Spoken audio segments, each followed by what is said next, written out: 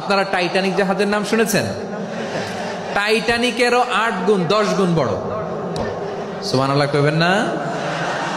Titanic জাহাজের 8 গুণ 10 গুণ বড় একটা জাহাজ আছে, আইকন অফ দ্য সি। আমি দেখে এসেছি। রয়্যাল ক্যারিবিয়ান দেখে এসেছি। সাগরের সামনে জেটিতে যখন দাঁড়ালাম, জাহাজটা যখন যায়, আমার মনে হচ্ছে একটা শহর, গোটা শহর, the entire city is floating on the water. পুরো একটা শহর মনে হয় পানির উপর দিয়ে ভেসে যাচ্ছে। পড়েন সুবহানাল্লাহ।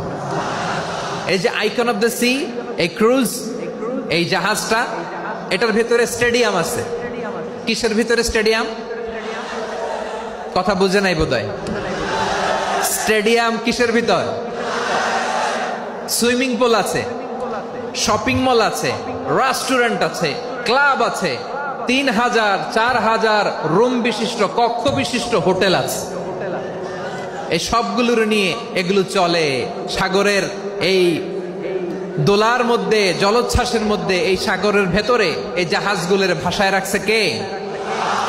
সূরাতুর আর রহমানে আল্লাহ তাআলা বললেন, ওয়ালাহুল জাওয়ারিল মুনশাআতু ফিল বাহরি কাল আ'লাম ফাবিআইয়ি আলা, সবাই পড়েন, ফাবিআইয়ি আলাই রাব্বিকুমা তুকাযযিবান।